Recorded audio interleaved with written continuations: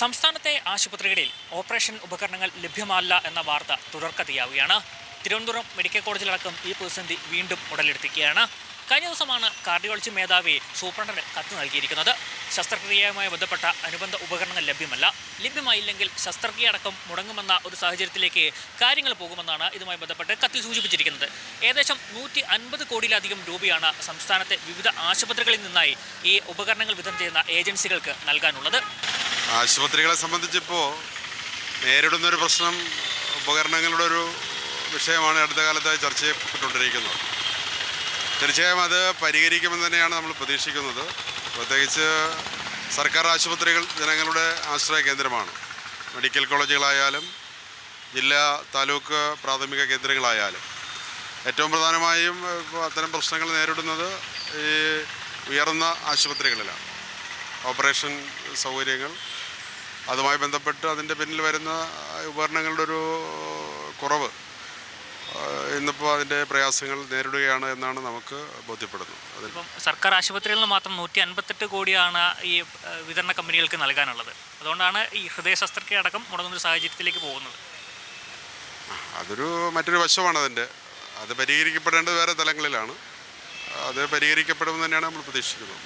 സർക്കാരിൻ്റെ ഭാഗത്ത് എല്ലാ കാര്യങ്ങളും ചെയ്യണം. പക്ഷേ അത് ജോലി ചെയ്യുന്ന സ്റ്റാഫുകൾ അത് കറക്റ്റായിട്ട് ജോലി ചെയ്ത് ഇവിടെ രോഗിക്ക് മരുന്നും കിട്ടും, ക്യൂ നിൽക്കേണ്ട വന്ന് എല്ലാ കാര്യങ്ങളും നടക്കും. പക്ഷേ അത് ഉദ്യോഗസ്ഥരാണ് അത് ക്ലിയർ ചെയ്യേണ്ടത്. വാർത്തകളെല്ലാം കേൾക്കണമെന്ന് പറഞ്ഞാൽ സർക്കാർ അത് ഉപകരണങ്ങളെല്ലാം കൊടുക്കണം. ഈ ഉദ്യോഗസ്ഥർ അതിൻ്റെ ഡോക്ടർമാരും അതിന് ഇത് കാര്യങ്ങൾ കൈ നീക്കുന്നവർ കറക്റ്റായിട്ട് ചെയ്ത വേറെ ഒരു ബുദ്ധിമുട്ടുമില്ലല്ലോ എന്നാണ് എനിക്ക് പറയാൻ. വേറെ കാര്യങ്ങളൊന്നുമില്ല. ആ കാര്യം നിർവ്വഹണമായിട്ട് ചെയ്ത ബാക്കി കാര്യമെല്ലാം ഓക്കെയാണ്. പ്രവർത്തിച്ചാൽ എല്ലാം ഓക്കെയാണ്. ഈ ഇവിടെ വന്ന് രോഗികൾ ക്യൂ നിൽക്കുമ്പോൾ അവരെ കാര്യങ്ങൾക്ക് കുറച്ചു. ഞാൻ ഒരു ഓട്ടോ ഡ്രൈവറാണ്. ഞാൻ അരീക്കര കളത്തറയെന്ന് പറഞ്ഞതാണ്. അപ്പോൾ ഇവിടെ നിന്ന് വന്ന ആ രോഗികൾക്ക് കൃത്യമായിട്ട് അവർ നല്ല ആത്മാർത്ഥമായിട്ട് ജോലി ചെയ്ത് ഇവിടെ ഒരു കുഴപ്പമില്ല. സാധാരണ മനുഷ്യന് എത്തേണ്ട കാര്യങ്ങളാണ്. അപ്പോൾ അത് എത്തേണ്ട കാര്യങ്ങൾ സർക്കാരിൽ നിന്ന് കിട്ടേണ്ടത് ജനങ്ങളും കൂടെ ശ്രമിച്ചാലേ കിട്ടും. അപ്പോൾ ജനത്തിന് കിട്ടിയില്ലെങ്കിൽ ജനം പ്രതികരിക്കണം. പ്രതിഷേധിച്ചേ പറ്റുള്ളൂ. അറിയിക്കേണ്ടവരെ അറിയിക്കാം.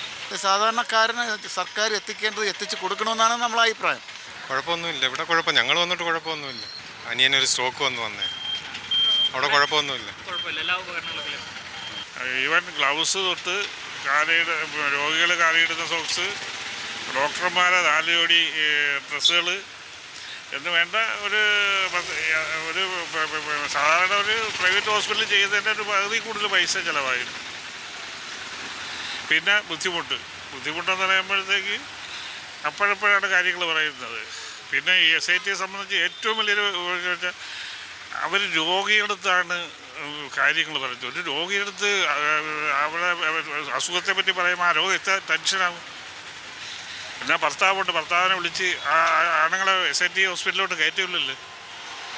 ഒരു മിനിമം ഒരു രോഗിക്ക് എന്തെങ്കിലും കാര്യമുണ്ടെങ്കിൽ അത് ഭർത്താവിൻ്റെ കൂടെ ആണുങ്ങളടുത്ത് പറയുന്നതിൽ സാധാരണ രീതിയിലുള്ളത്.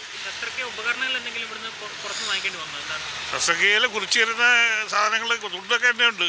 അതിൽ ഉപകരണം എല്ലാം സൂചി മറ്റുള്ള കാര്യങ്ങളെല്ലാം ഉണ്ട്. അല്ലാതെ പിന്നെ ഇവിടെ കുത്തി തയ്ക്കാനും കാര്യങ്ങളും ഉള്ള ഉപകരണങ്ങളല്ലേ. അല്ലാതെ പിന്നെ മെഷീനൊന്നുമില്ല. ഞാൻ പറഞ്ഞത് അതൊന്നും നമ്മളെ കാര്യമല്ല. കാരണം ഒരു ഓപ്പറേഷൻ എന്തെങ്കിലും ആവശ്യമുണ്ടെങ്കിൽ അതിൽ പിന്നെ വേറെ അതിനുള്ള കാര്യങ്ങളെല്ലാം മേടിച്ചു കൊടുത്തേ വെക്കും. തിരുവനന്തപുരം മെഡിക്കൽ കോളേജ് മാത്രം 29 കോടി രൂപയാണ് ശസ്ത്രക്രിയാ ഉപകരണങ്ങൾ വിതരണം ചെയ്യുന്ന കമ്പനിക്ക് നൽകാനുള്ളത്. സർക്കാർ ഇന്ന് അനുവദിച്ചത് ആകെ 100 കോടിയും.